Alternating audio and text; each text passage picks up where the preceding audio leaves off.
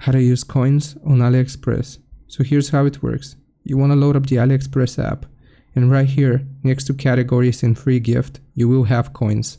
Click on coins, and this is going to take you to the page which shows your current amount of points and how much money this equates to.